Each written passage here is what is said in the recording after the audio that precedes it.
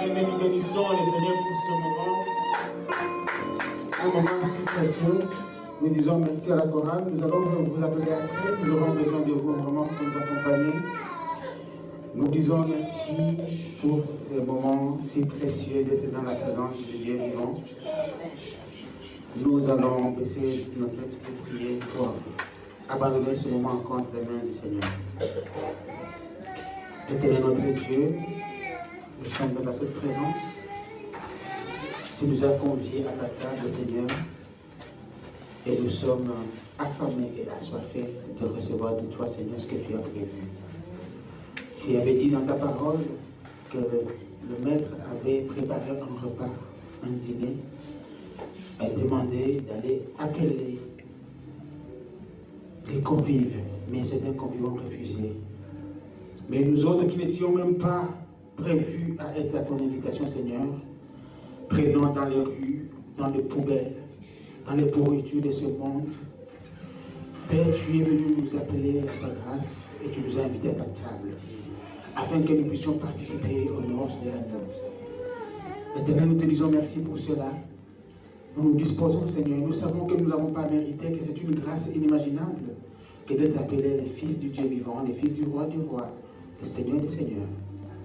Tu nous as appelés, Seigneur, par ta grâce, et aussi pour susciter la jalousie de ceux-là qui ont refusé ton appel. Père, nous te disons merci de nous avoir donné un cœur qui a accepté de venir dans ta présence. Puisses-tu, Seigneur, nous recevoir. Puisses-tu, Seigneur, oh mon Dieu, mon roi, nous donner ces mets délicieux que tu avais déjà préparés pour tes convives, afin de, Seigneur, de rassasier nos cœurs et de restaurer nos âmes. Mais que ce matin, la parole que tu as envoyée, Seigneur, ne puisse pas rentrer à toi sans avoir accompli ce pourquoi tu l'as envoyé, Seigneur. Puisses-tu, Seigneur, toucher un cœur, changer une vie. Au nom de Jésus-Christ, nous avons ainsi prié. Amen. Alléluia. Je suis dans la joie d'être, Seigneur, encore ce matin dans la présence de notre Dieu. Et j'ai cette lourde tâche de servir les mains du Seigneur. Je reconnais que ce n'est pas une chose facile. Je remercie le pasteur pour cette grâce qu'il me donne de pouvoir participer. Et sans plus tarder, nous allons prendre quelques paroles. Comme à mes habitudes, je vais prendre quelques paroles dans l'Ancien Testament et d'autres dans le Nouveau Testament. Nous allons vite prendre un verset dans le livre de Jérémie, un verset que nous connaissons tous, Jérémie 29, verset 11. Jérémie 29, verset 11, la parole déclare ceci, 11, car je connais les projets que j'ai forgés sur vous, dit l'Éternel, projets de paix et non de malheur, afin de vous donner un avenir et de l'espérance. Alléluia. C'est vrai, c'est de là que nous avons tiré notre thème, mais nous allons lire encore dans l'Ancien Testament Daniel chapitre 2, versets 21 et 22. Daniel 2, 21 et 22. Daniel 2, 21 et 22. Nous lisons la parole. 21. C'est lui qui change les temps et les circonstances, qui renverse et qui établit les rois, qui donne la sagesse aux sages et la science à ceux qui ont de l'intelligence. 22. Il révèle ce qui est profond et caché. Il connaît ce qui est dans les ténèbres et la lumière demeure avec lui. Alléluia. Amen. Nous allons prendre aussi deux versets dans le Nouveau Testament. Nous allons prendre d'abord Jean, chapitre 13. Jean, chapitre 13.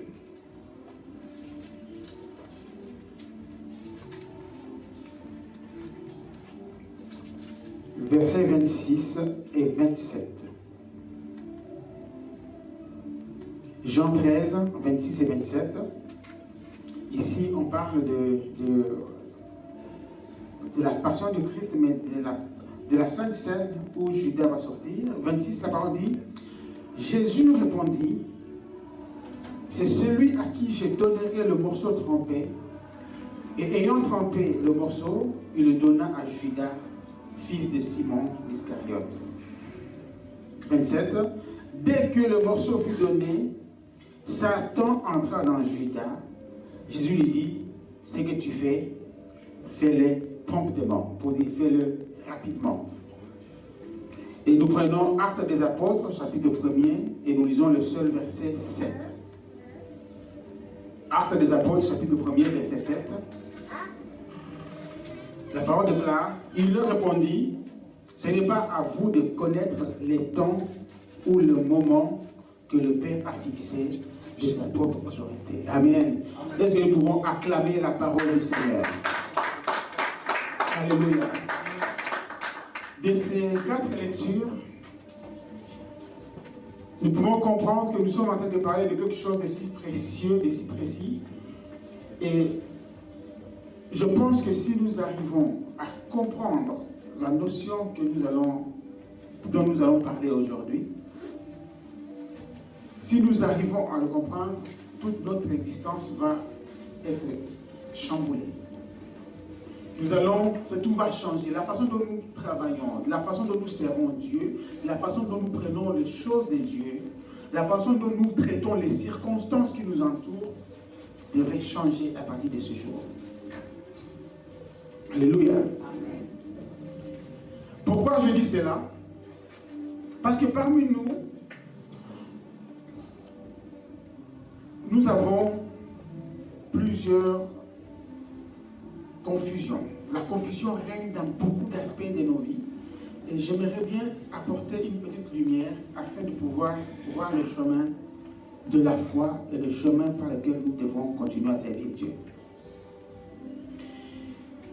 Et le thème d'aujourd'hui, nous l'avons tiré de Jérémie 29, 11, qui dit, Dieu dit qu'il connaît les projets qu'il a forgés pour nous, des projets de bonheur et non de malheur. Et moi j'ai intitulé cela, Dieu a un projet et un plan pour y arriver.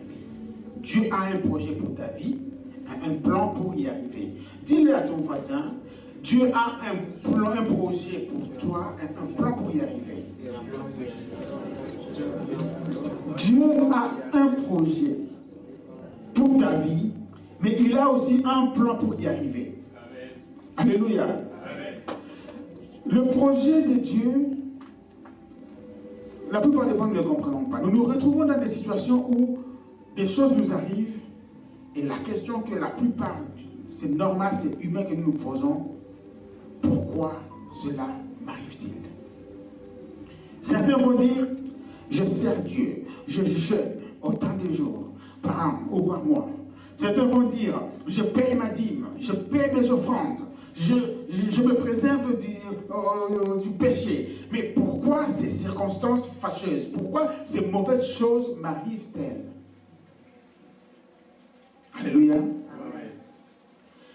Parce qu'il y a beaucoup de choses dans nos vies qui, quand ça nous arrive, on se dit, à la lecture que nous avons lue, Dieu nous a dit dans Jérémie qu'il a des projets de bonheur et non de malheur. Mais comment se peut-il que les malheurs nous arrivent? Et puis on se regarde, est-ce que j'ai péché? Bah, moi, tu ne trouves pas où est-ce que tu as péché. Quand tu sois pécheur, tu te dis, mais moi je ne vois pas, parce que peut-être tu te dis, mon péché est tellement minime pour que je reçoive tout ça comme punition. Ça ne peut pas, c'est pas proportionnel. Quand tu regardes ta vie, la façon dont les choses se déroulent, tu passes dans une situation où tu rencontres une opposition farouche. Je te dis, mais c'est pas vrai. Je suis pourtant un enfant de Dieu. Et ces questions reviennent. Est-ce que c'est vraiment ça la volonté de Dieu pour moi? Ça pousse beaucoup d'enfants de Dieu au découragement. C'est dit non. D'autres commencent à regarder comme la femme de l'autre en disant, quand j'étais dans le monde, j'étais mieux, hein? je n'avais pas autant de combats, je n'avais pas autant de soucis. Maintenant que j'accepte le Seigneur, maintenant que je commence à le servir avec tout mon cœur, voici tout ce qui arrive. Et certains se disent, non, je pense que j'étais mis là-bas, comme la femme de l'autre, je préfère y retourner, parce que là c'était bien. Les combats, non, moi je n'en veux pas, je souffre beaucoup. Autant de souffrance, rien que pour ça. Alléluia. Amen. Je pense que chacun de nous est arrivé à un moment de sa vie où il se dit pourquoi ceci, pourquoi cela. Même la Bible nous montre, Gédéon, dans Juge 6, verset 12, 13 par là, l'ange de l'Éternel lui apparaît. Il lui dit, vaillant héros, l'Éternel est avec toi. Ah, l'Éternel est avec moi. C'est mon Seigneur. Si Dieu était avec moi, pourquoi autant de malheurs? La Bible dit, il commence à regarder tout ce qu'il a vu de mauvais. Tout ce qu'il voit Madian lui faire. Verset 12, il dit, non, verset 13, Gédéon dit, ah, mon Seigneur, si l'Éternel est avec nous, pourquoi toutes ces choses nous sont-elles arrivées? Et où sont tous les prodiges que nos pères nous racontent quand ils disent, l'Éternel ne nous a-t-il pas fait monter hors d'Égypte? Maintenant l'Éternel nous abandonne et nous livre entre les mains de Madian. On se dit, mais quand nous prêchons très souvent, on dit, Dieu est bon, venez au Seigneur, Dieu va vous changer la vie, il va vous délivrer de tout ça. Mais quand certains disent, moi quand je rentre là-bas, maintenant je reçois des coups. Ça ne vous est jamais arrivé, hein? Alléluia. Amen. Et beaucoup disent, hey, je vais un pas en arrière parce que non. Ces gens, c'est des menteurs. Ils m'ont dit que Dieu a des projets de bonheur et non des malheurs. Mais depuis que je suis là, le changement que je vois, c'est un changement négatif. Je ne reçois que des coups, coup sur coup, blessure sur blessure. Et ils commencent à abandonner la foi. Alléluia. Amen. Alors, je voudrais bien que nous ne puissions pas ignorer cette notion du projet de Dieu et le plan de Dieu pour arriver à son projet. Alléluia. Aujourd'hui, j'aimerais bien apporter une petite lumière à mon niveau pour pouvoir éclairer quelqu'un, j'espère, sur la notion du projet de Dieu qu'il a pour sa vie et sur le plan de Dieu pour y arriver. Tel est notre thème de ce matin. C'est-à-dire le but de cette prédication, c'est pour que chacun de nous puisse changer d'attitude. Que quelqu'un ne soit plus jamais abattu quand tu tombes dans des genres de situations. C'est pouvoir ôter le doute. Que tu sois capable à combattre l'abattement qui tombe dans ton âme. Que tu puisses dire comme David, mon âme compte sur l'Éternel. Il ne t'abat pas, pourquoi t'as battu? Interpelle, que tu puisses, au moment où ça arrive, que tu puisses avoir la force en toi-même d'interpeller ton âme, comme le roi David dit, pourquoi t'as battu mon âme au-dedans de moi? Alléluia. Amen. Par moment, il y a des choses que Dieu t'appelle. Quand tu entends ce à quoi on t'appelle, la peur. Tu dis non. Je vais vous dire une chose. J'aime bien parler de ma propre vie. Je parlais avec ma petite soeur, j'étais celle qui vient après moi un jour, on parlait de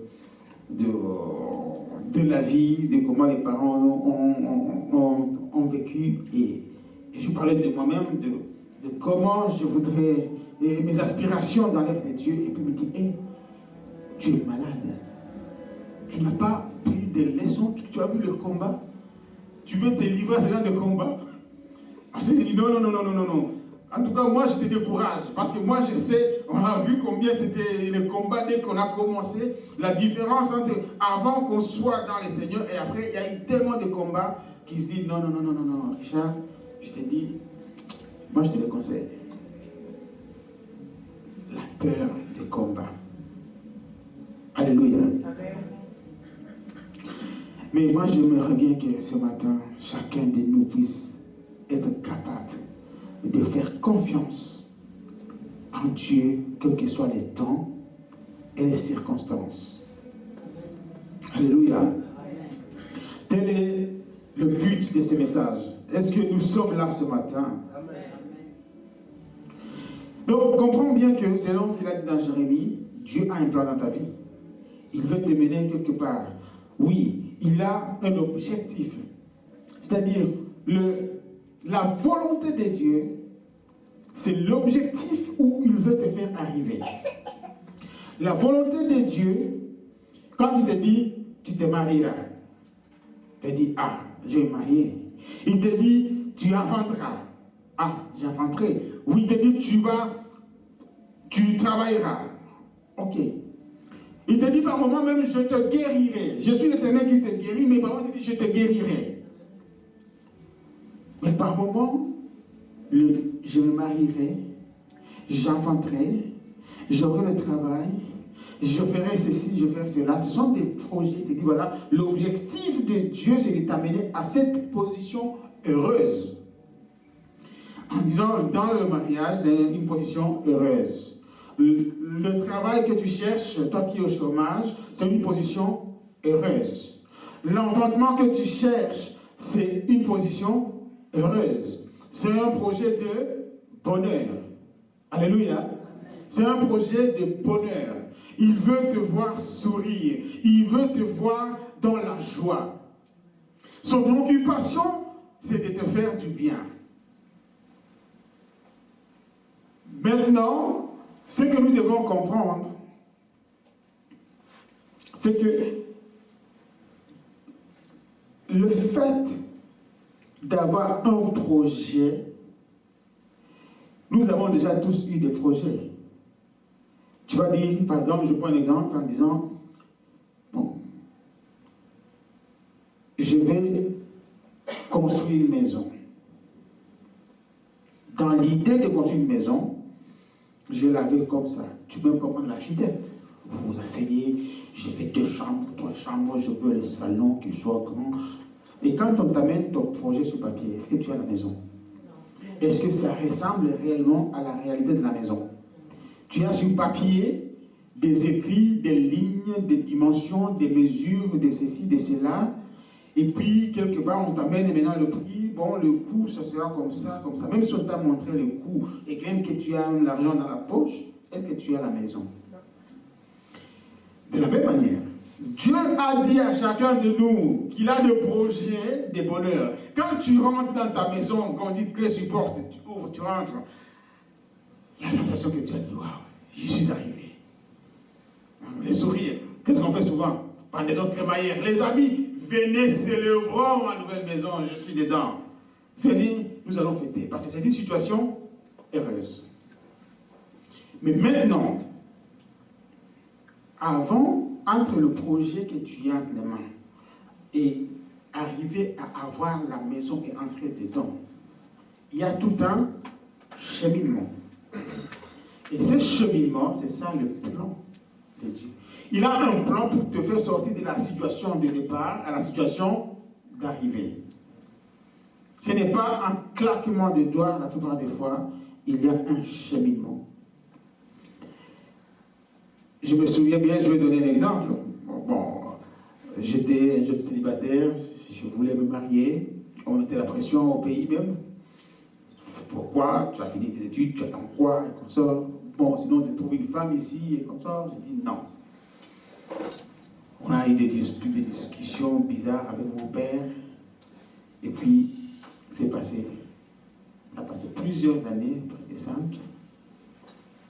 Et voici comment Dieu a fait pour me conduire vers mon mariage. Pour illustrer ce que je viens de te dire. Il a récupéré, j'en profite comme madame du parent. Alléluia. Là où elle était étudiante, on a commencé à la compliquer et à l'école et dans la commune où elle était. Elle va renouveler sa carte d'identité. La dame qui était à la commune là au guichet récupère sa carte d'identité. Au lieu de renouveler, il le prend et met dans la poche, il donne le carte de visite. Lui, tu n'as plus le droit. Par tous les documents étaient là, mais non. Si on t'appelle, si on t'arrête, tu leur donnes mon numéro. Ah, J'ai dit, mais qu'est-ce que c'est que ça? Les Flamands, par moment, ils font des choses assez costaudes.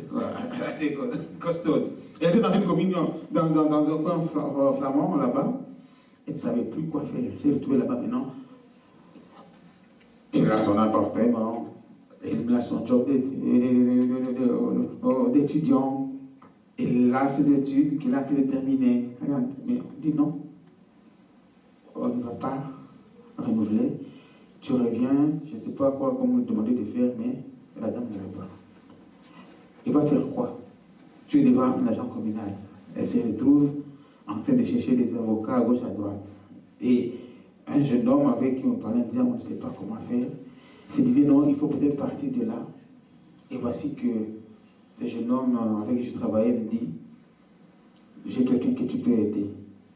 Mais j'ai fait tout pour l'avoir, pour avoir le rendez-vous impossible. Et je voyageais, je me souviens bien, un certain 11 septembre, je devais aller en Afrique. Je m'en souviens très bien, Dieu avait un plan. J'ai dit à l'ami, écoute, bon, moi je pars pour quelques temps. Maintenant, l'aide que tu demandais, moi je ne suis plus là, je vais partir. Comment faire? Il me dit, écoute, est-ce que tu ne peux pas l'appeler toi-même parce que je n'arrive pas à être là pour concilier vos programmes. Et voici, bien aimé, je l'ai appelé, on a fixé un rendez-vous le 9 septembre, au Port de Namur. Je ne connaissais pas la personne, je ne l'avais jamais vue, j'avais entendu au téléphone une fois. Et en allant au rendez-vous, on avait une distance de plus de 50 mètres, mais je ne savais même pas comment elle était, je me disais je vais arriver. C'était Hector au Port de Namur là-bas, on devait aller se rencontrer. Je dis ok, je vais appeler la personne, mais j'ai remarqué cette personne qui me donnait d'ailleurs d'eau, et j'entends cette voix-là qui voilà la femme que tu vas épouser. Je me dis, tiens, je ne vais pas comme ça, tu as une voix qui te perturbe. Je regarde autour de moi, il faisait bon au point de Namur, au point de ING là-bas. Il n'y a personne, chacun, il faisait bon, chacun circule. Je dis, c'est qui me parle? Mais c'est une voix qui, en même temps, ça te fait peur, ça te fait du bien, en même temps, tu ne sais pas, c'est un sentiment confus. Je dis, mais je ne la connais pas, je n'ai jamais vu. Au point où je me suis dit, attends, c'est pas grave. Je me suis d'abord arrêté un instant, je me dis, c'est pas possible. Je dis, ok, laisse-moi appeler la personne avec qui j'ai rendez-vous pour voir si elle est là. Et je prends mon téléphone, je téléphone, c'est elle avec qui j'avais rendez-vous. Je peux vous assurer que, par moi, je fais les bavards, mais j'étais intrigué moi-même. Je suis venu juste pour donner un coup de main, pour chercher des interprètes. J'avais un ami qui était avocat en même temps et consort. J'avais déjà imaginé comment est-ce qu'on pourra faire. Eh bien, j'arrive là, bonjour. Tu n'oses pas la regarder, tu triches, mettons. C'est elle que je vais poser, c'est quoi cette histoire? Tu regardes un peu sur les coins de rue, bon voilà. Bref, je peux vous assurer que Dieu avait le plan, on a discuté un peu comment je vais faire. Je dis, écoute, bon, moi je vais faire les 3 semaines dans ce cas-là, je reviens pour qu'on voit comment on va faire. Le lendemain, le 10 septembre, je peux vous assurer que même endroit, je vais faire mes courses, l'avant, on se retrouve au même endroit, elle et moi. Moi, dans un sens, bonjour, maintenant. On n'avait pas rendez-vous, mais on s'est vu hier, oui, tu vas où? Je vais faire les courses. Toi, tu vas faire les courses. Allez, on a fait les courses ensemble. Même Dieu a commencé à organiser des rendez-vous. Alléluia. C'est-à-dire, vous voyez, tu crois que c'est toi qui es en train de te chercher, mais là, le lendemain, lui-même, il a encore fixé un rendez-vous. Mais écoutez, allez-y, hier, tu étais timide, tu n'as pas parlé. Vas-y, il continue d'abord, connaissez-vous un peu plus davantage. Et puis, c'est pas quoi, je n'ai rien dit de spécial, mais je suis parti. C'est comme si j'avais laissé une partie de ma main là-bas que je devais récupérer. Je suis parti en voyage, mais le cœur était resté. Dieu avait déjà attaché quelque part, donc finalement, dès que je suis revenu, on a commencé à réfléchir autrement. Alléluia. Amen. Dieu est le maître des temps et des circonstances. Il te mène un chemin que toi, tu n'avais pas imaginé, parce qu'il a un but à accomplir dans ta vie. Amen. Alléluia. Amen. Mais la plupart des fois, qu'est-ce que nous faisons? Nous ne collaborons pas au plan de Dieu. Pourquoi? Parce que nous voulons que cela soit comme nous avons décidé. Vous savez, il y a des moments où c'est tous nos sœurs, quand elles se connaissent jolies, Les garçons se présentent et disent, écoute, quand on compte des hommes, d'autres ne comptent pas mis. Mais quand l'âge avance, on ça dit, mais même un handicapé, je prends, Seigneur, mais cette situation ici, là, ah Seigneur, le dehors est difficile. Le dehors devient trop difficile. Seigneur, fais-nous grâce parce qu'on ne comprend plus rien. On dit pourquoi l'âge avance. Mais pourquoi tu avais un plan pour ta vie, mais tu as refusé de collaborer au moment opportun parce que tu t'es fait un dessin en disant il faut que ça soit comme ça. Le dessin, les oreilles doivent être comme les oreilles, le nez comme celui de Pinocchio, le ceci comme cela. Tu as déjà fait un dessin, mais ça ne collabore pas avec le plan de Dieu. Mais si Dieu te dit, rentre dans mon plan, voici mon chemin, tu verras, il va te conduire. Et l'objectif sera pour que tu rentres dans un plan de bonheur et non des malheurs. Donc nous devons comprendre qu'il y a une grande différence entre le plan de Dieu et la volonté de Dieu. Dieu a une volonté, c'est le bonheur. Le plan, c'est le chemin par lequel tu vas passer. Alors quel rapport y a-t-il entre le plan de Dieu et la volonté de Dieu? On se le pose, mais comment? Pourquoi est-ce que ça diffère? Il faudrait qu'on comprenne que le plan de Dieu précède toujours la volonté de Dieu. Dans l'ordre d'arrivée, tu ne sais pas rentrer dans la volonté de Dieu sans passer par le plan qu'il a établi pour toi. Et regardez, je vais y revenir. Nous avons un homme. Nous tous, quand on te dit tu es le Joseph de ta famille, on se dit, hey, on se sent bien que nous, on est bien. Le Joseph de sa famille. Mais il a fallu que Joseph, dans le plan de Dieu, que ce que tu vas accomplir, ait des frères méchants. Maintenant, si tu regardes dans ta famille, tu as un frère méchant, toi tu te regardes comment? Un cousin qui te persécute là, toi tu te dis comment? Le sorcier de la famille. Alléluia. Amen. Sorcier de... Celui-là, celui-là, non, c'est un sorcier. C'est pas possible qu'il puisse agir comme ça. Ça veut dire que Joseph avait combien de frères sorciers? Il avait 10 frères sorciers. Bon, on dirait 9 parce que Benjamin n'étant pas tout de suite là, peut-être qu'il ne pouvait pas faire. Mais il y avait autant de frères sorciers. Mais cette sorcellerie de ses frères avait quoi comme but? Vous comprenez ce que je veux dire? Le but de la sorcellerie, de la méchanceté, de l'infidélité, de l'incrédulité de ses frères était que Joseph devait aller dans le puits. Il y a un qui peut-être était trop repentant, Ruben, il lui fallait qu'il parte un peu, afin que les autres trouvent le chemin facile pour pouvoir le vendre. Il fallait qu'on les vende, qu'ils soient esclaves et qu'ils soient dans la maison de Potiphar. Et dans la maison de Potiphar, il fallait qu'il y ait aussi la tentation de la femme de Potiphar pour se retrouver dans la prison. Et dans la prison, il fallu qu'il y ait aussi des personnes dont il va s'en occuper afin de sortir après de la prison et aller. Donc on a envoyé comment dire, c'est pas les panetiers, l'autre, comment ça s'appelle? Celui qui présentait le vin à Pharaon. Il lui fallu qu'il soit dans la prison pour être l'émissaire de Joseph auprès de Pharaon. Pour dire, dans la prison, là, il y a quelqu'un. Il y a quelqu'un qui est capable d'interpréter tes rêves pour qu'il sorte de là et qu'il arrive à la royauté, qu'il soit le premier ministre de l'Égypte. Mais ce n'est pas seulement ça qu'il soit premier ministre de l'Égypte, ce n'était pas suffisant tant qu'Israël n'est pas venu en Israël. Tant que ses frères, son père et toute la famille de Jacob ne soient venus là-bas, tant que ses frères ne se sont pas prosternés devant lui, sa mission n'était pas encore accomplie. Le projet que Dieu lui avait déjà même révélé à l'avance devait passer par là. Mais quand on regarde le chemin, combien d'années en prison, combien d'années d'esclavage, Dieu il avait un plan. Mais on ne connaissait pas ce plan ça paraissait comment pour Joseph? Douloureux. Alléluia. Amen. Jérémie, à qui le Seigneur a dit, nous l'avons lu, Jérémie 29, verset 11, à qui le Seigneur a dit, je connais les projets que j'ai forgés pour vous, projets de bonheur, non de malheur. On nous dit qu'il n'y aura même pas femme dans ce lieu. Tu ne te marierais pas. Pourquoi Seigneur ne change pas mon destin? Parce que sinon ils vont mourir de maladies, l'autre par les paix qu'on sort. Ah! Mais Dieu lui dit que le projet qu'il a pour lui, c'est le projet de bonheur.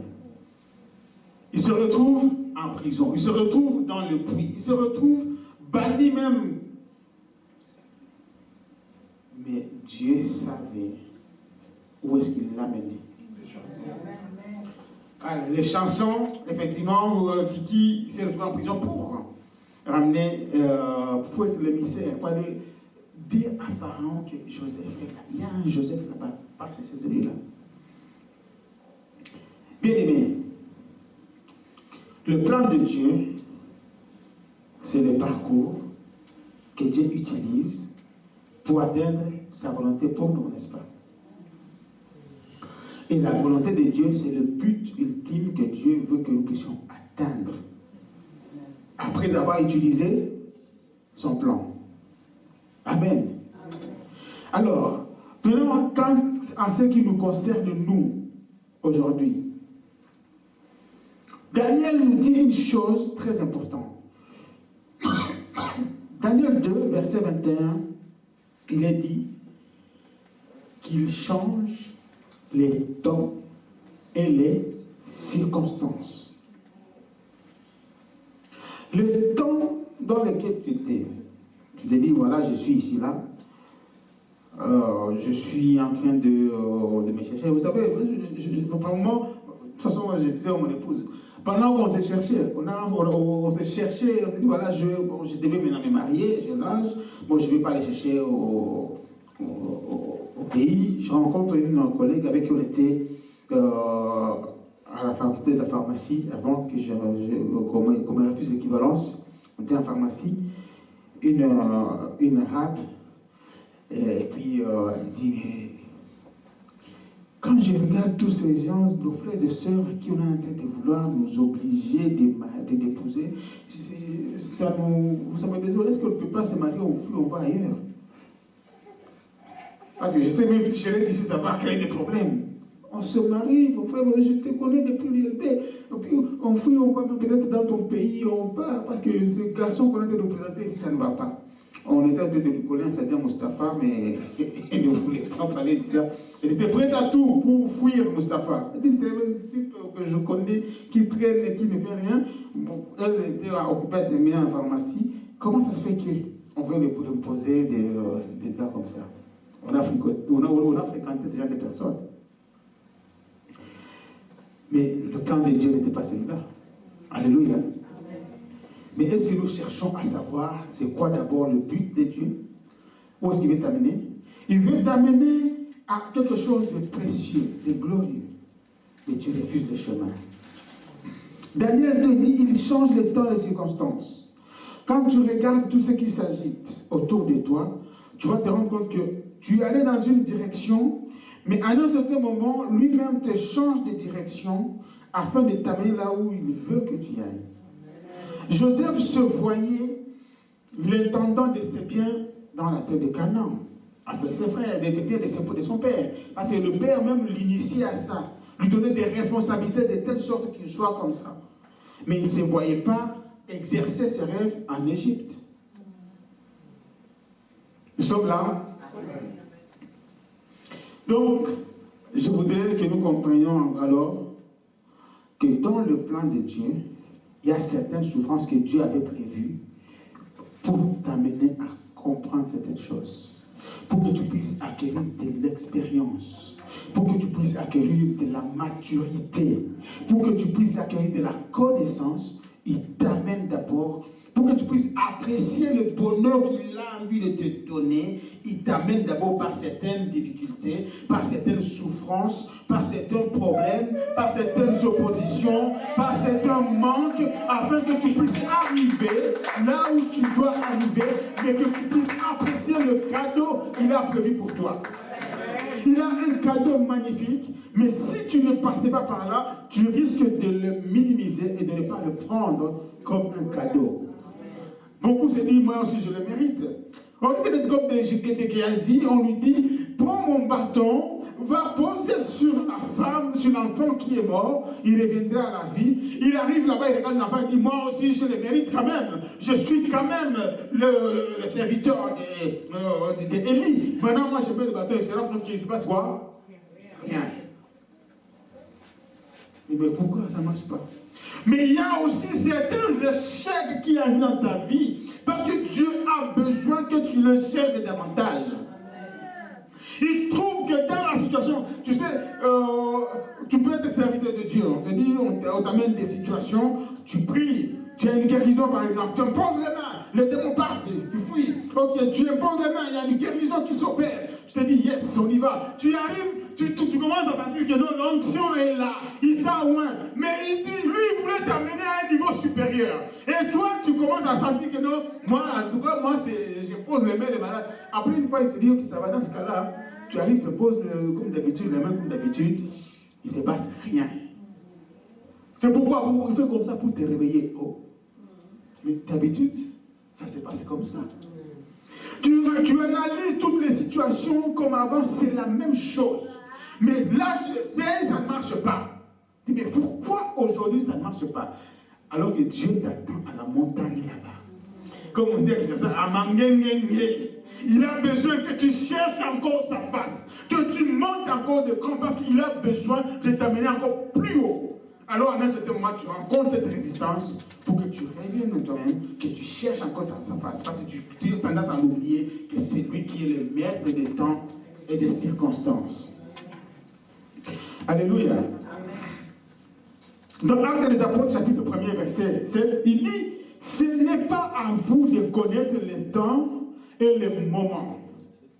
Pourquoi? Parce que dans le plan de Dieu, il y a les temps et il y a aussi les moments. Ecclésiaste chapitre 3, à partir du verset 1er, nous dit, il y a un temps pour tout sur la terre.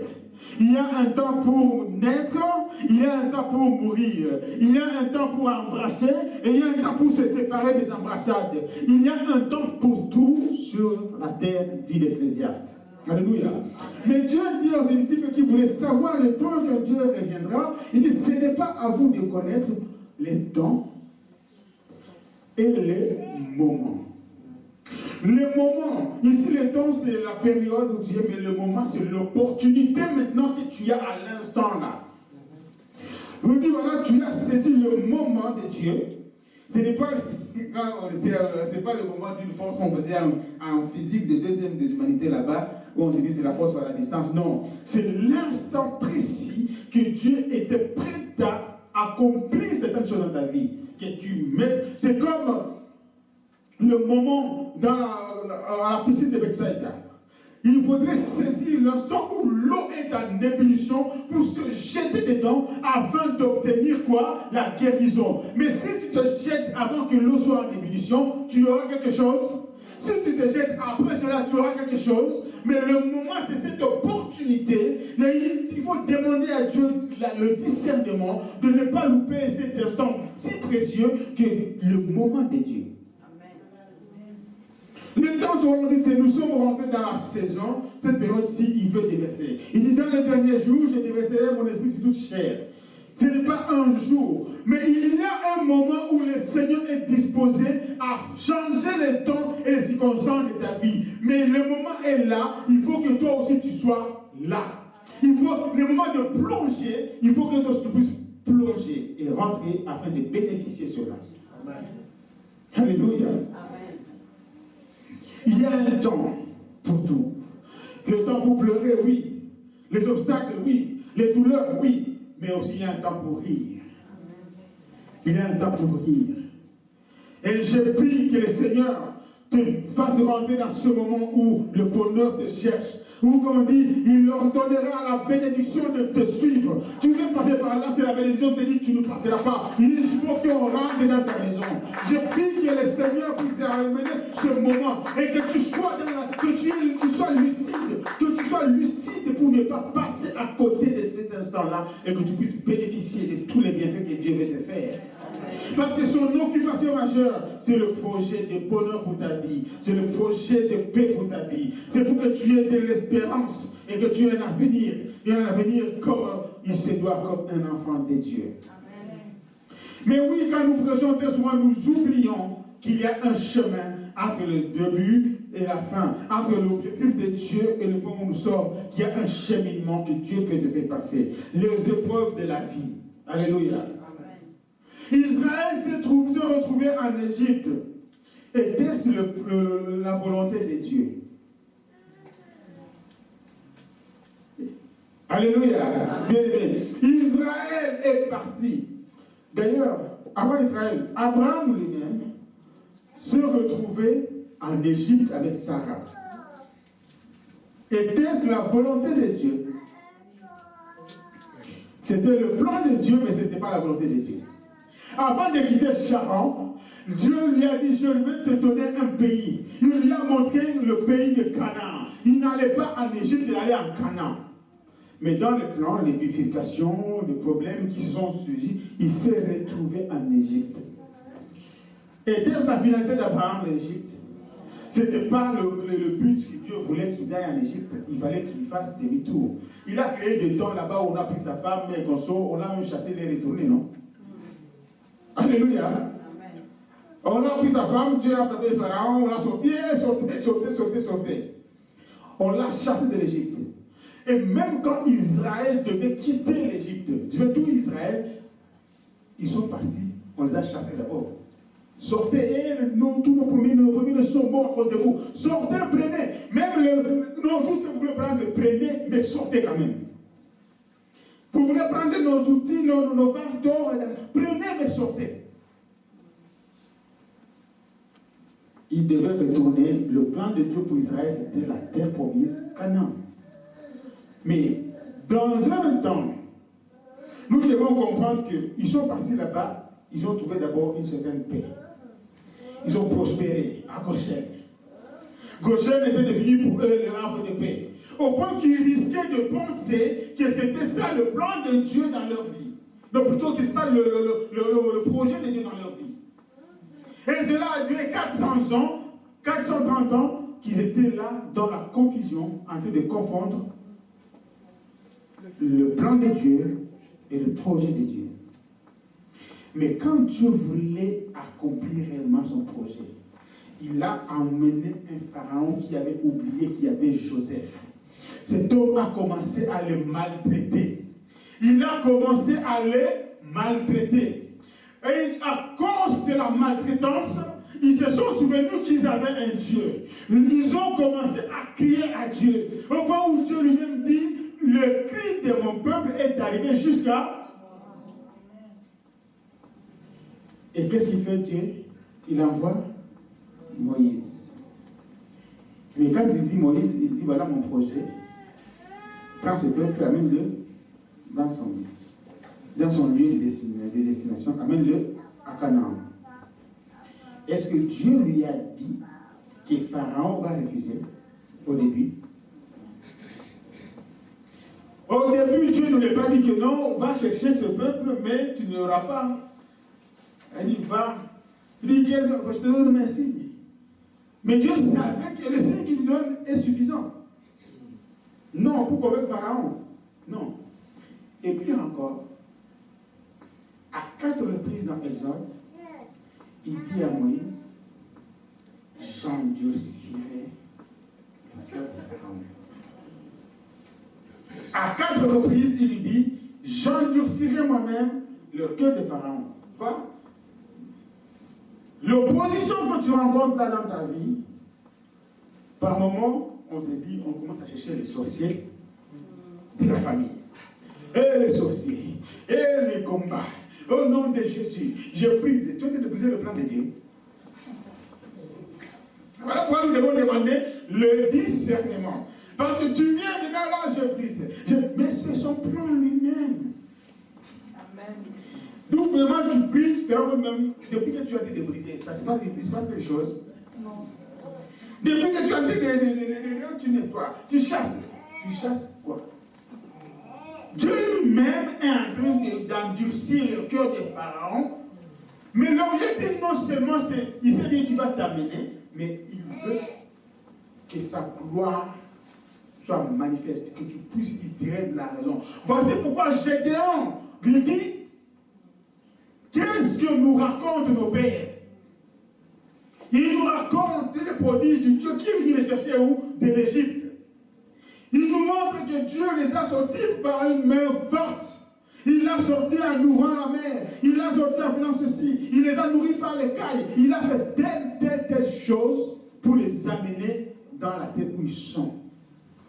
Maintenant, on se demandant, en disant, que serait-il Madian par rapport à toutes ces choses devant Dieu? Mais voici que ce Madian a envie de nous taper ici. On n'y arrive pas. Heureusement que la personne qui est à côté de toi, ce n'est pas Madian. Alléluia. Amen. Nous devrons être capables de distinguer.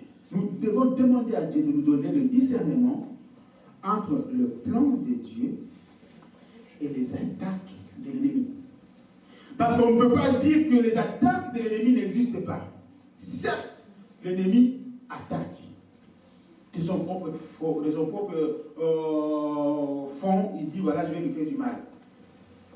Mais, par moment, nous confondons les attaques avec le plan de Dieu. L'attaque de l'ennemi, comme dit la Bible, nous dit, l'épreuve cherche quoi comme but? De nous élever, de nous amener à désirer encore davantage Dieu. Tu vois, cette oppression qui arrive, cette difficulté qui t'arrive, tu te dis non, je dois monter en prière parce que ce n'est pas normal. Alléluia.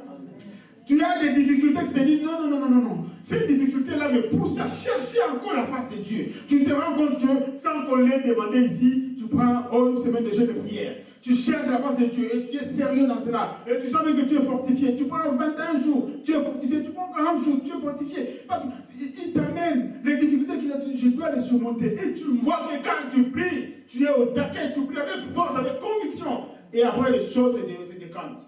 Dieu voulait que tu montes encore un peu plus. Mais il y a cette épreuve. Maintenant, quand tu regardes ta propre vie, bien-aimé, alléluia, quand tu regardes ta propre vie, il arrive une certaine difficulté, ça te pousse vers l'abattement, ça te pousse au péché, ça te pousse à abandonner l'œuvre de Dieu, ça te pousse à rejeter tout ce que tu faisais pour Dieu. Ça ne vient pas de Dieu lui-même, ça vient de l'ennemi. Tu dois être capable de les distinguer et de dire c'est contre ça que je vais lutter. Alléluia. Ça peut venir de l'intérieur, tout comme de l'extérieur. Ça peut venir que cet homme qui est attaqué. Ça peut être ta femme ou tes enfants. Le diable peut utiliser ta femme pour te pousser loin de la face de Dieu et te décourager. Dieu il le voit, mais Satan peut utiliser ton mari pour te pousser loin. Il va utiliser les voisins, les amis, les connaissances, les temps et les circonstances pour t'amener aussi dans la tentation, pour t'amener plus bas, pour que tu abandonnes la foi. L'église que tu aimes, tu ne veux plus y aller. Les frères que la prière que tu aimais, tu ne veux plus. Tu commences à t'attacher aux choses éphémères de ce monde. Tu deviens comme on a dit la femme de l'autre, où tu étais sorti, mais tu commences encore à regarder ce que tu avais laissé dans le monde. Tu commences à venir le trouver. On a dit voilà, il y avait tel péché. Tu as dit moi c'était quand même mignon, je le reprends encore. Tu dis oh ça aussi c'est bon, c'est pas grave, ça ne fait pas du mal. De toute façon je ne fais du tort à personne. Tu commences à expliquer ton propre péché et tu t'éloignes. Ça ne vient pas de Dieu. L'épreuve nous pousse à monter, à chercher encore Dieu davantage. Et ce qui est du plan de Dieu, il y a quelqu'un qui peut nous enseigner cela. Moïse va voir Pharaon. Il lui dit laisse partir ce peuple. Pharaon fait quoi? Non seulement il refuse, mais il maltraite encore le peuple de Dieu. Alléluia. Il maltraite encore plus fort le peuple de Dieu. Et qu'est-ce que Moïse fait? Il retourne vers Dieu. Maintenant, dans une situation, dans un état d'âme ou d'esprit qu'il n'était pas avant. Quand il est parti, il disait, ok, j'y vais, mon pharaon, il prenait ça comme un jeu d'enfant. Ok, je vais le dire. Ah. Mais il se rend compte que quand tu vas maintenant la souffrance, il se dit, est-ce que c'est à cause de moi? Est-ce que c'est Dieu? Comment ça se fait que maintenant on les fait souffrir? Son cœur commence maintenant à faire mal au fond de lui. Maintenant, quand il va devant Dieu, il parle à Dieu, il parle avec un cœur qui a le fardeau du peuple. Au début, il est venu tout léger, il n'a aucun fardeau. Mais il vient avec un fardeau. Je ne sais pas si Dieu t'a déjà donné un fardeau pour une situation quelconque. Même si ce n'est pas ta situation. Tu vas prier comme tu n'as jamais prié. Tu vas intercéder comme tu n'as jamais intercédé. Parce que tu as le fardeau de cette vie. Il faut que ça change. Ça te remue les âmes. Tu manques le sommeil parce que Seigneur, et tu pries avec intensité, avec force, parce que tu as besoin de voir un changement dans cette situation. Mais quand tu n'as pas ce fardeau, on peut te dire non. Tu te dis, ben, c'est pas grave, on dit non. Hein. Alléluia. Amen. Mais tu ne peux pas dire non, Seigneur, tu m'as envoyé, c'est toi qui m'as envoyé. Comment fait-il que tu fais mourir ce peuple? Voici comment tu le fais maltraiter. Et Dieu dit, maintenant, je vais faire éclater ma gloire. Maintenant, Pharaon va sentir qui est le maître. Alléluia. Donc, il y a des circonstances qui nous poussent à connaître trois choses: le temps de Dieu, les circonstances que Dieu nous amène et le moment. Ce sont trois éléments que nous devons distinguer afin d'aller avec le plan de Dieu et de pouvoir mieux collaborer.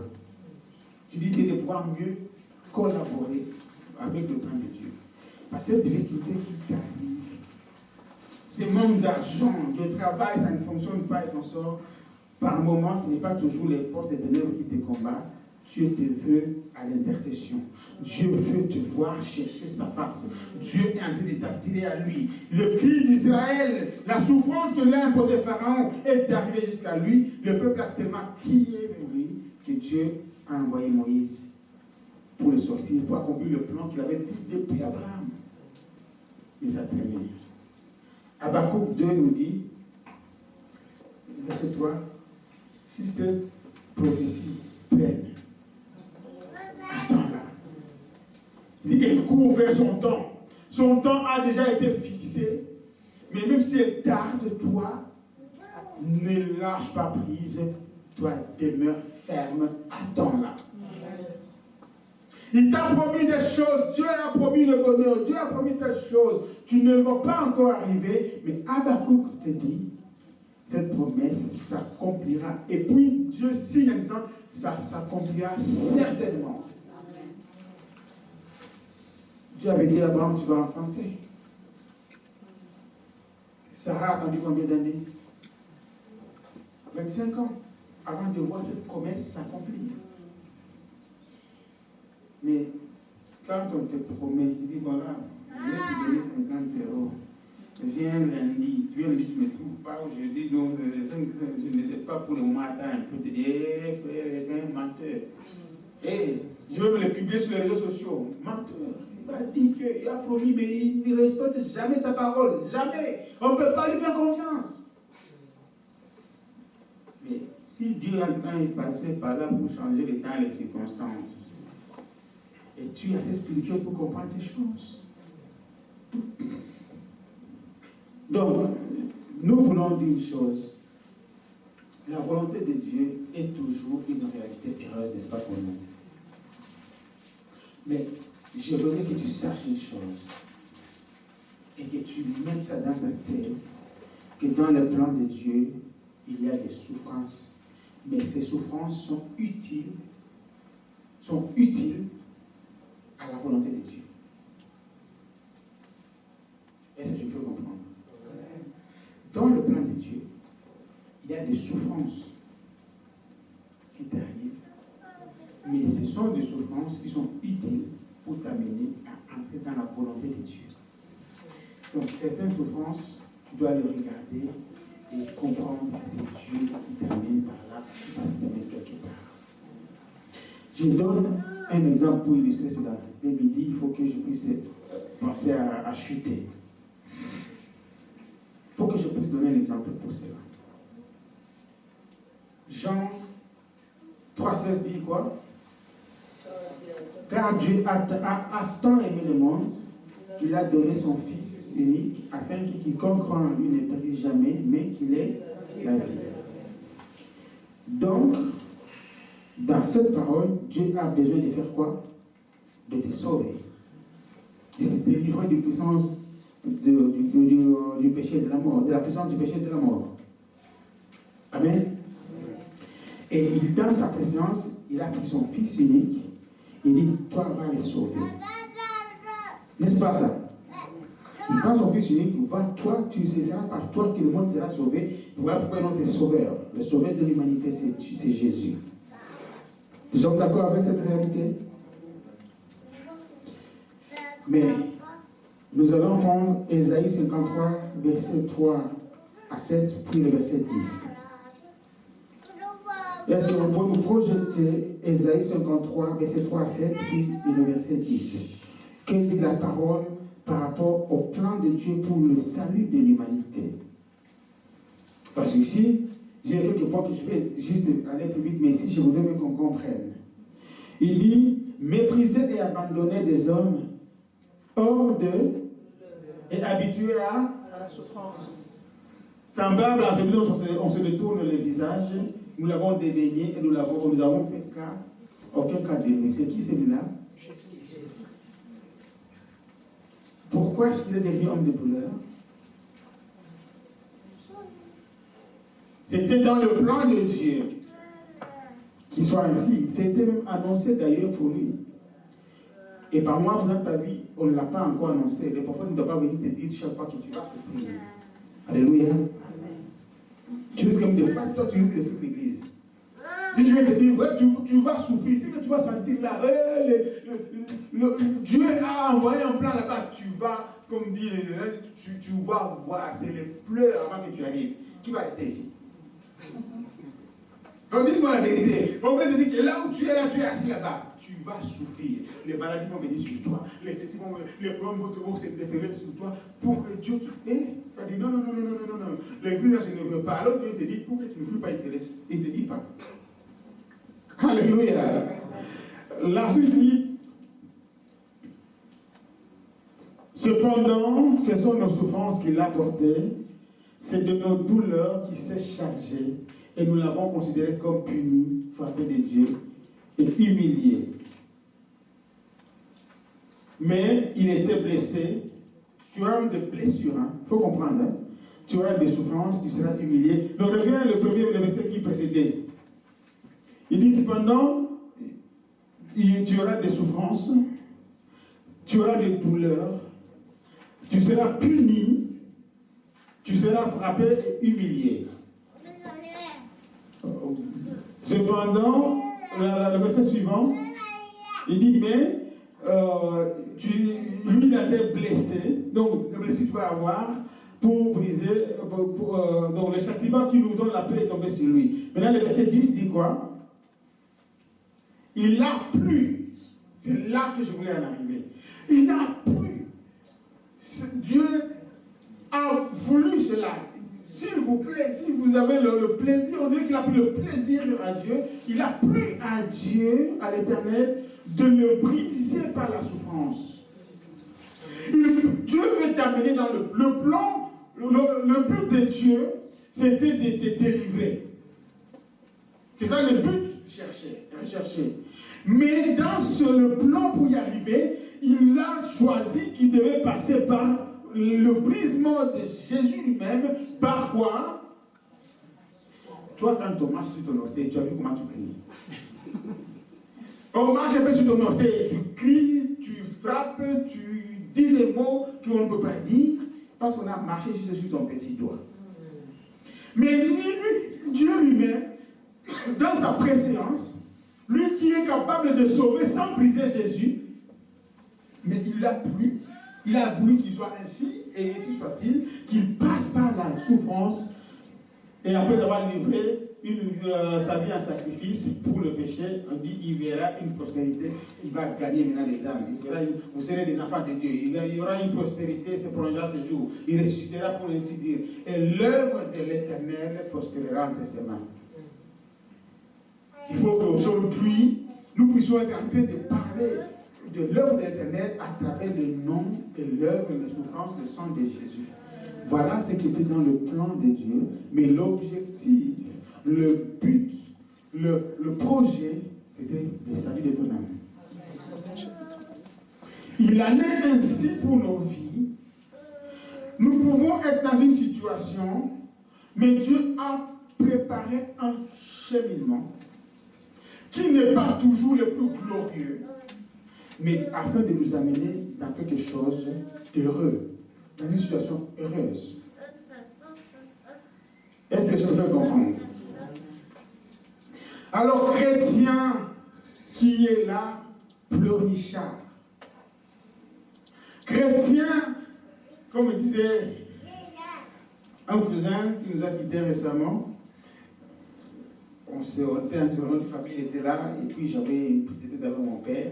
Ces jours-là, la seule et une fois, je l'ai regretté toute ma vie, où j'étais fâché parce qu'on ne se comprenait pas. Je suis sorti, j'ai claqué la porte, je suis parti, je suis sorti de la réunion. Il est venu, il m'a cherché, il m'a dit, il m'a sorti dehors, il m'a dit, mais on va parler en termes dans le patron, il m'a dit, tu es quel taureau qui ne supporte pas les coups de corne. Retourne là-bas, retourne dans l'arène. Voilà le terme qu'il a utilisé, j'ai traduit directement. Tu es quel taureau qui ne supporte pas de cornes? Un taureau doit savoir se battre, donner des coups de cornes et le recevoir aussi. Retourne là-bas. Je suis retourné, je m'excusais, la réunion a continué, on a pu se faire, on a pu s'entendre, mais il lui fallait qu'il intervienne. Et toi, tu es quel chrétien qui ne supporte pas la tentation? Tu es quel chrétien qui ne supporte pas que Dieu puisse avoir un plan qui ne correspond pas à tes attentes? Tu es quel chrétien qui ne supporte pas quand on passe ma souffrance ici, là, Dieu n'est pas là? Qui t'a dit que Dieu n'était pas avec Jésus? Il n'a pas souffert? Est-ce que Jésus n'a pas souffert? Dieu n'était pas avec lui, il n'était pas Dieu. Mais il a souffert, non? L'homme de souffrance a habitué à la douleur. Mais c'est Jésus lui-même. Alors, souffre que je te dise que les problèmes qui t'éloignent de Dieu, là, sont des problèmes mineurs. Souffre que je te le dise, les problèmes qui font que tu n'es pas là le mercredi, le vendredi, le dimanche, sont des problèmes mineurs. Oui, nous tous, je ne parle pas qu'à toi, je me parle aussi personnellement. Alléluia. Amen. Certes, on se dit, donc, si Dieu est avec moi, oui, si Dieu est avec moi, qui sera contre moi? N'est-ce pas ce qu'il dit là-bas, la parole, n'est-ce pas? Il faudrait qu'on parle de ça. Donc, comprends au moins que la souffrance que tu as n'est pas toujours une attaque de l'ennemi. Amen. La souffrance que tu as peut te conduire à entrer dans la volonté de Dieu. Deuxième chose que j'aimerais que tu comprennes, c'est que si la volonté de Dieu est toujours une victoire, c'est que nous espérons, sache que dans le plan de Dieu, il y aura des défaites. Mais des défaites qui précipitent la réalisation de la volonté de Dieu. Mais en fait, comme dit, la Bible nous dit que tout concourt au bien de ceux. Quand tu as l'amour de Dieu dans ton cœur, ces difficultés-là vont concourir à ton bien. Parce qu'en un certain moment, lui-même, il est capable de transformer les temps et les circonstances, que le bien là, que le mal que tu voyais mal, il commence à les transformer. Alléluia. Amen. Alléluia.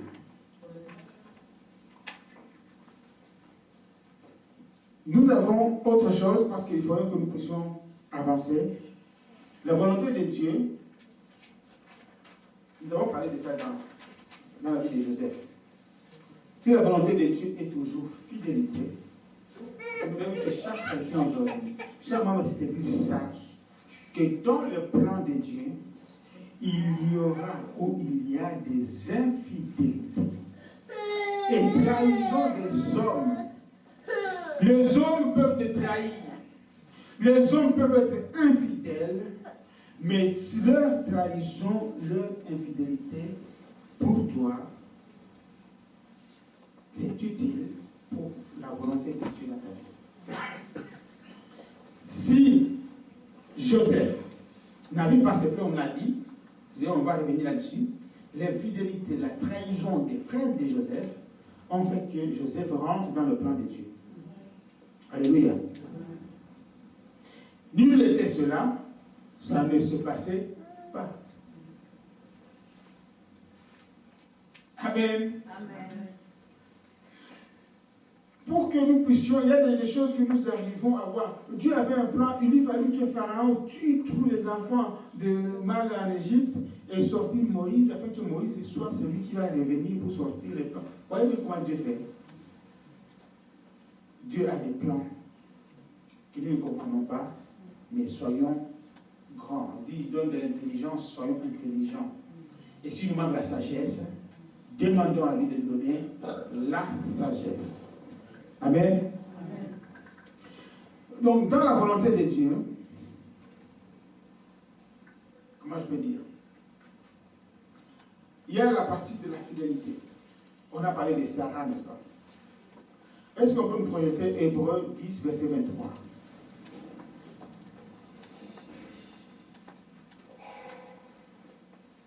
Hébreux 10, verset 23. Retenons fermement la profession de notre espérance, car celui qui a fait la promesse, lui, il demeure fidèle. N'est-ce pas? Et dans cette fidélité-là, a fait que 25 ans plus tard, quand on parle des héros de la foi dans Hébreux, vous voyez bien, plus tard, vous voyez bien que Sarah a été citée parmi ceux-là parce qu'elle a enfanté Isaac, n'est-ce pas? Mais c'est combien d'années plus tard? On a dit 25.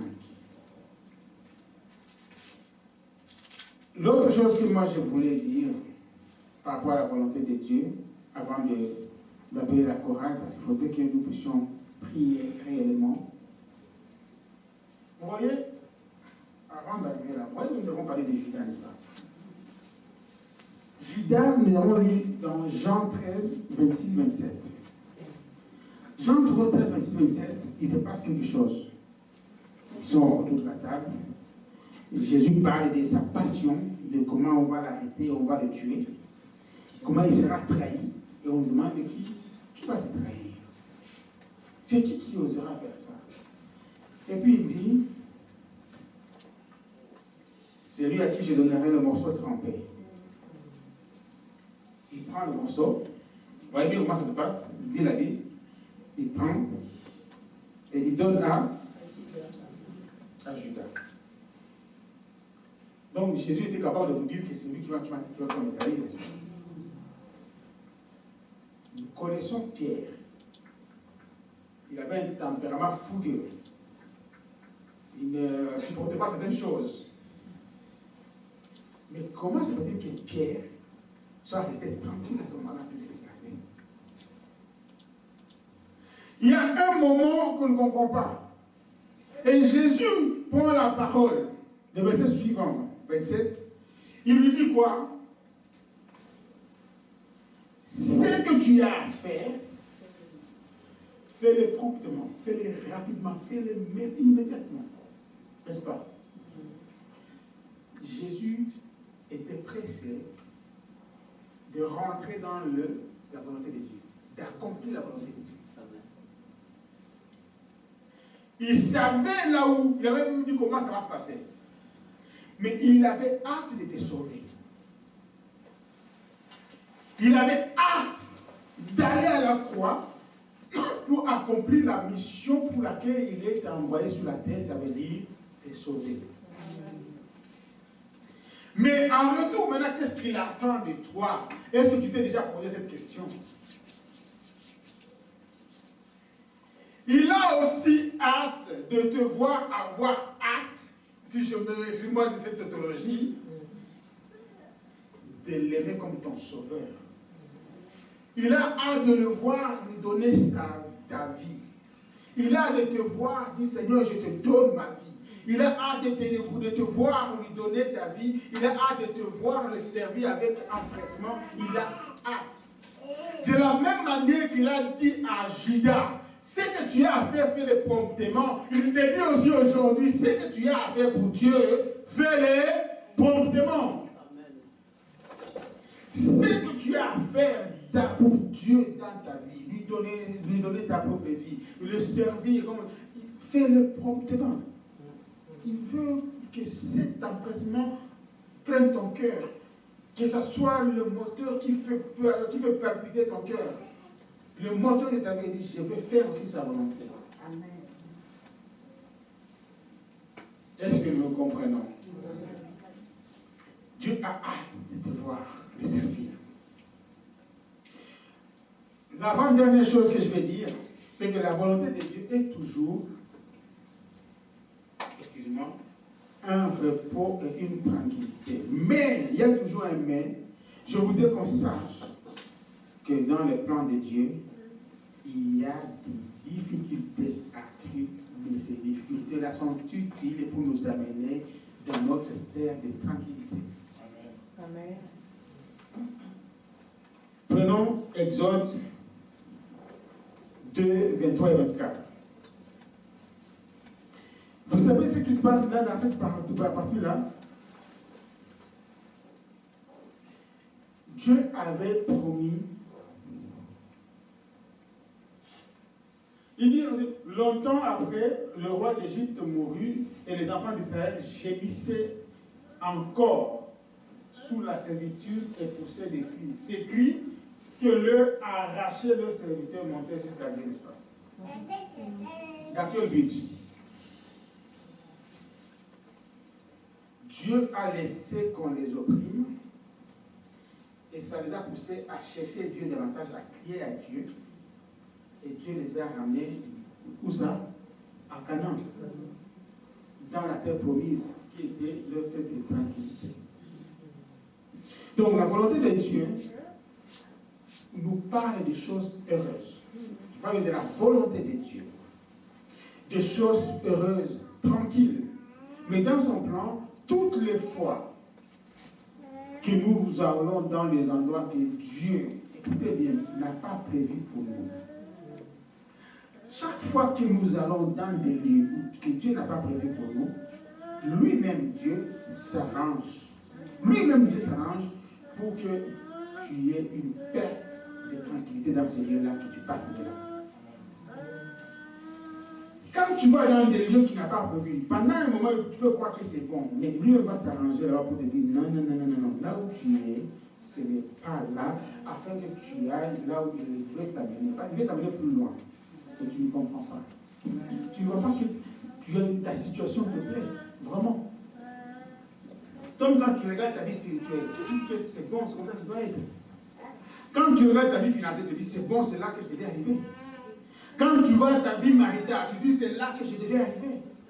Quand tu regardes, il y a beaucoup d'aspects que tu dois dire non, je ne suis pas encore arrivé. Moi j'aime bien quand ma soeur Pélagie nous chante ces chants. Osanayo, je ne sais pas chanter, vous connaissez les noms, c'est pas grave. Au moins vous connaissez de qui il s'agit. Donc, quand tu chantes, vous savez, ça me fait beaucoup du bien. Osanayo, Osanayo, Koleka. Il dit que je manque tout, mais pas toi. Que je manque le mariage, mais pas toi. Que je ne manque pas toi. De la même manière, il a dit la vie, sa propre vie, il a donné, il avait soif, il avait hâte, il dit promptement, fais-le vite. Le pire, regarde, la Bible dit, quand tu l'as donné, le morceau trempé à Judas, à l'instant, Satan est entré à Judas. L'Hébreu lui dit, c'est ce que tu as à faire. Je sais que c'est ta main que Dieu va utiliser pour m'amener là où je dois aller. N'est-ce pas? Mais toi, vas-y seulement, moi, je m'attends à faire la volonté de Dieu. non seulement Judas et les diables en lui sont sortis en courant. Ils sont revenus quelques temps après avec qui? Les soldats, moi j'appelle ça la bande de Malthus. Ils sont venus. Mais il y avait là quelqu'un qui n'avait pas encore compris le plan de Dieu à ce moment-là. Il prend son épée, il arrache l'oreille de Malthus. Et Jésus se dit, Pierre, Dieu dit à Lingala, qu'est-ce que ça va passer? Olingo me bisakope. Pierre, c'est pas comme ça, ce n'est pas le plan, tu vas détruire le plan. Dans le plan, il faut qu'il arrête. Laisse, ne rentre pas dans ce bidon-là. Ne rentre pas dans ce combat. Il pousse Pierre, il récupère l'oreille, il répète, non. Le plan doit se continuer. Pierre, laisse-le faire, parce que c'est ça le plan. Amen. Alléluia. Amen. Nous avons nos voisins qui ont l'art de vouloir défendre Dieu. Alléluia. Certes, dans l'Ancien Testament, Dieu donnait des lois en disant si tel fait telle chose, vous le lapidez, vous le punissez de mort, vous faites ceci. Mais la grâce étant venue, ce n'est plus, comme dirait Gédéon, on a dit si Dieu est Dieu, si Dagon est Dieu qui se défend lui-même, si Baal est Dieu qui vient se défendre de lui-même. Parce que si ce n'est pas à vous qu'on est en train de toucher, c'est à lui. Il est capable de se défendre s'il est Dieu, n'est-ce pas? Mais voilà pourquoi nous, on ne va pas aller faire on ne va plus faire la guerre sainte. Notre guerre sainte, c'est l'évangélisation. C'est de lever les dire notre guerre sainte, que Dieu est bon, qu'il t'aime, et son amour, qu'il a donné sa vie pour toi, il veut te sauver, il veut que tu ailles au ciel, il veut faire de toi l'héritier du royaume. Et Pierre, dans ce combat-là, n'ayant pas compris, il a voulu défendre Dieu. Et Jésus lui dit, laisse, ce n'est pas ça. Dans ce combat ici, il y aura aussi autre chose que tu ne peux pas comprendre. Amen. Dans la nature du plan de Dieu, c'est le dernier point que je vais aborder. La volonté de Dieu, ou le plan de Dieu est toujours réalisé au milieu de bonnes personnes. N'est-ce pas? Quand tu veux te faire du bien, il t'entoure des personnes, comme dirait David, il reste-t-il quelqu'un de la maison de Saïd pour que je lui fasse du bien? N'est-ce pas? Il touche le cœur, il t'entoure des gens de bien. Mais, il y a toujours un mais.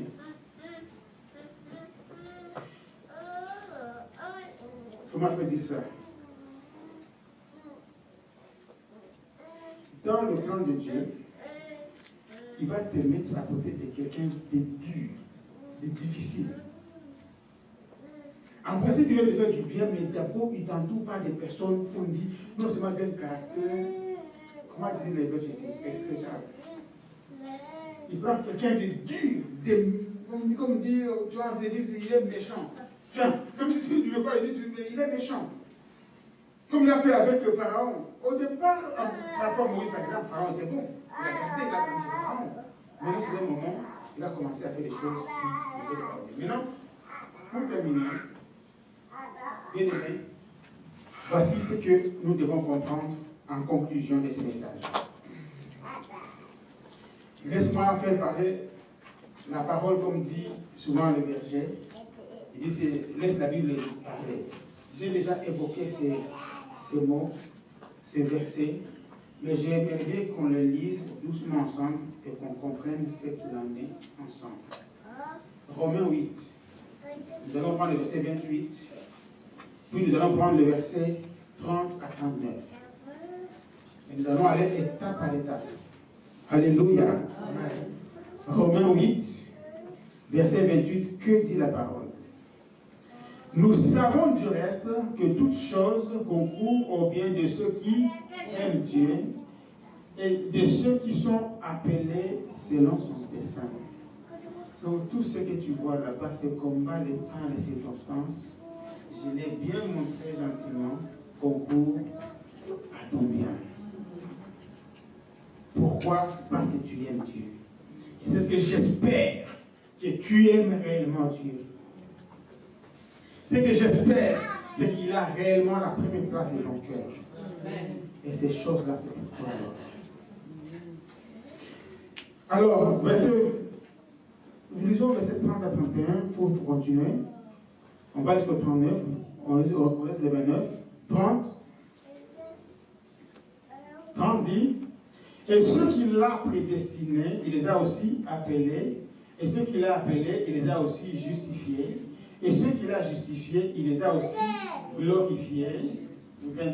31. Que dirons-nous donc à l'égard de ces choses? Si Dieu est pour nous, alléluia. Donc, quelle que soit la gloire, la force de celui qui te combat, quelle que soit la puissance de celui qui te combat, si ce combat est dans le plan de Dieu, moi j'ai envie de dire cette personne-là ne répondait pas contre toi. Lui, il ne sait pas. Mais dans le plan de Dieu, c'est lui qui est entraîné à te combattre et entraîné à travailler pour toi. Quand quelqu'un te combat, quand ça rentre dans le plan de Dieu, tout le combat ici on dit que toute chose ne se voit qu'on vous en convient. Amen. Il dit, lui qui n'a point épargné son propre fils, mais qui l'a livré pour nous tous, comment ne nous donnera-t-il pas aussi toutes choses avec lui? À cause de Jésus, tu as accès à toutes choses dont tu as besoin. Amen. La seule chose qui fait que nous demeurons dans cette situation de faiblesse, c'est que nous n'avons pas encore compris et nous ne collaborons pas au plan et au projet de Dieu pour nos vies. Alléluia.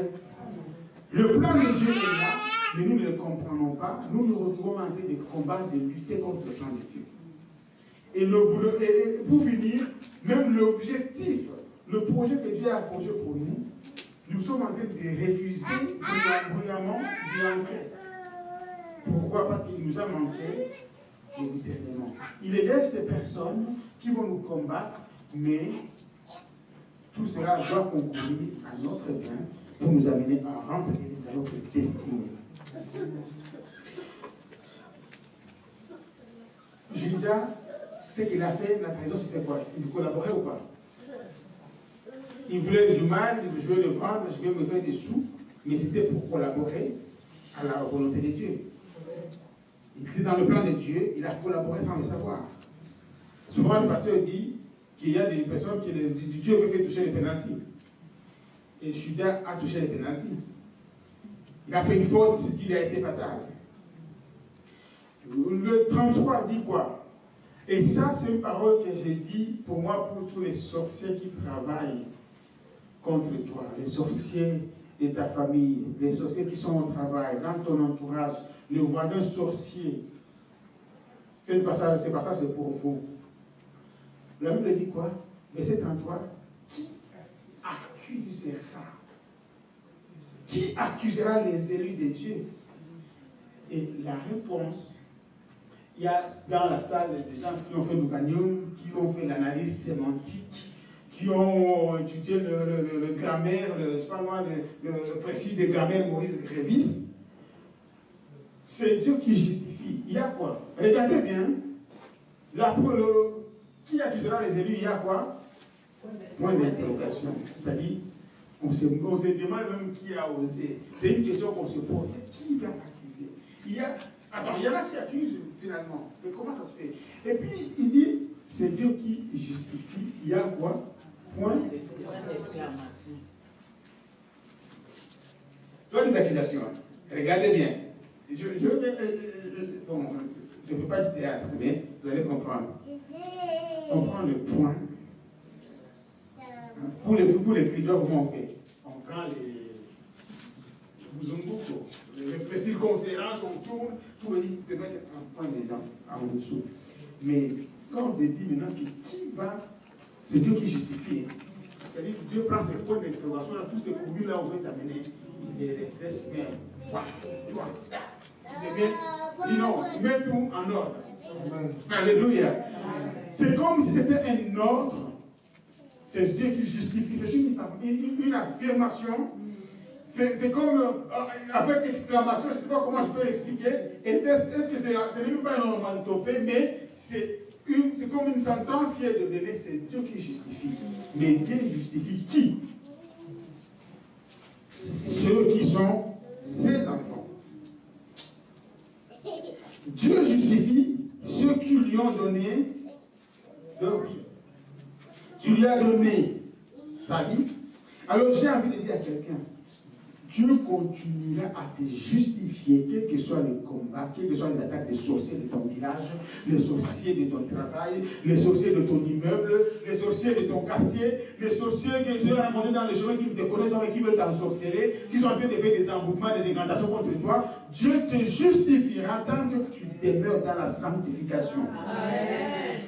Tant que tu demeures dans une vie de sanctification, Dieu va te justifier. Voilà pourquoi l'ennemi, pour t'attaquer, il cherche à te sortir de la volonté de Dieu, à t'amener dans le péché, dans l'abattement des choses, et après il te frappe parce qu'il t'a sorti de la justification de Dieu. La Bible dit, l'ange de l'Éternel campe autour de ceux qui aiment Dieu. Je me souviens bien, il y a quelques années, je prêchais ici, je me rappelais ça avec quelqu'un, avec un frère, où on se disait, je me rappelais quelques-uns ici, on dit, on se met en rond, quelqu'un au milieu. J'ai dit, voilà comment l'ange te tourne pour te protéger contre le projet des ennemis. Mais l'ennemi se met à côté, il a envie de sortir de là, il va commencer à te monter des bonbons. Tu vois l'enfant là? Mais viens là, un bonbon.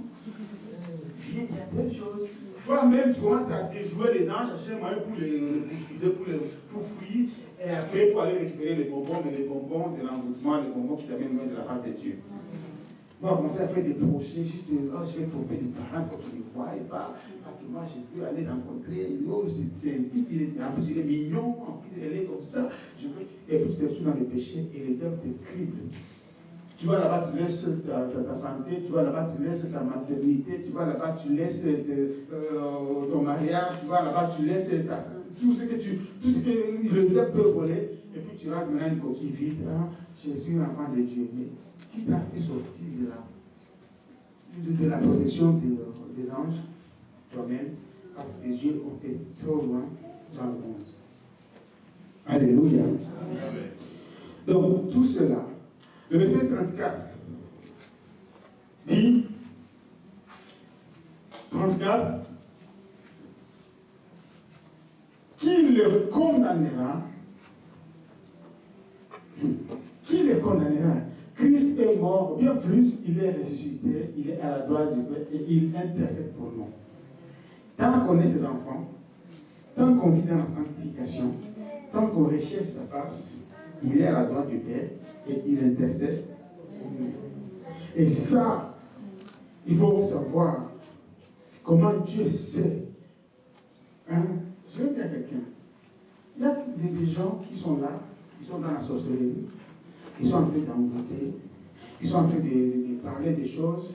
Toi, tu mènes ta vie tranquillement, ils sont là, tu ne te marieras pas, tu n'enfanteras pas, tu ne réussiras pas.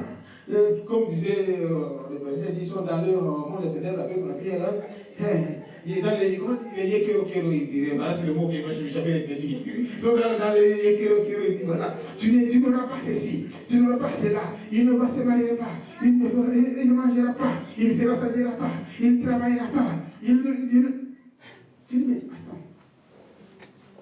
Ils sont en train de prononcer quoi? Des condamnations. Mais ton Dieu te dit, toute malédiction sans cause n'a point d'effet, n'est-ce pas? Qui accusera? Ils sont en train de t'accuser. N'est-ce pas qu'il a fait telle chose? S'ils trouvent déjà juste une faille, ils vont rentrer.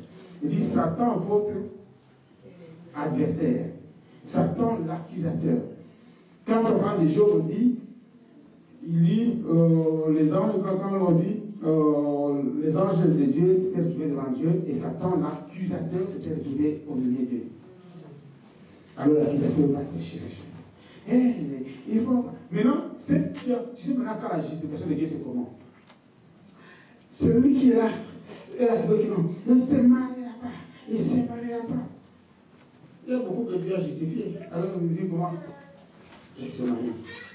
Elle se marie. Voilà, nous comprenons. Elle qui disait qu'il ne se marierait pas, c'est tout dans la honte. Et elle n'accouchera pas, elle n'enfantera pas. J'ai dit, mais non, elle accouche. Je justifie. Accouche, mon enfant. Et tu accouches. Tu dis, hey, comment ça se dit? Lui, il dit, mais comment ça s'est passé? Il dit, oh, il ne réussira pas, il ne réussira pas. Mon enfant, réussit. Change dans les circonstances. Tu as dit, t'es kero kero, mais Dieu dit, malgré t'es kero kero, mon enfant réussit. Oh, il mourra chômeur. Mon enfant, malgré ce que tu fais là-bas, travaille. Alléluia. Donc, tout ce qui est à toi, Dieu commence à te le donner au fur et à mesure. Afin que tu ne vives plus dans l'angoisse. Lui dit, qui nous séparera de l'amour de Dieu? Qui t'a séparé de l'amour de Dieu? Toi qui l'aimais avant, qui t'a séparé? Qui nous séparera de l'amour de Dieu? Dieu t'aime malgré tes difficultés, c'est ce qu'il faut comprendre par là. Malgré la souffrance que tu as, Dieu t'aime toujours. Et il attend que tu reviennes à lui. Malgré les angoisses, malgré les persécutions que tu as, malgré la pauvreté que tu pleures, malgré la nudité, Dieu t'aime. Mais dans toutes ces choses, dans tous ces combats que je rencontre, comme c'est le plan de Dieu, il dit, nous sommes plus que... Nous sommes plus que... Alléluia, nous sommes plus que vainqueurs en celui qui nous a sauvés. Alors bien aimés, nous ne pouvons pas arrêter par là sans monter dans la prière. Car j'ai l'assurance que ni la mort, ni les anges, oh bien aimés, il dit, ni les anges, ni les choses présentes, ni les choses à venir, rien ne me séparera de l'amour de Dieu. Rien ne te séparera de l'amour de Dieu tant que tu es son enfant. Tu aimes Dieu de tout ton cœur. Il a des plans merveilleux pour toi. Quels sont les plans qu'il a? Bien aimé, il faut vraiment demander à Dieu, oui, des projets, oui, mais quels sont tes plans? Je veux collaborer. Je veux collaborer. Je voudrais bien qu'on s'élève, que nous montons ensemble à la montagne de prière.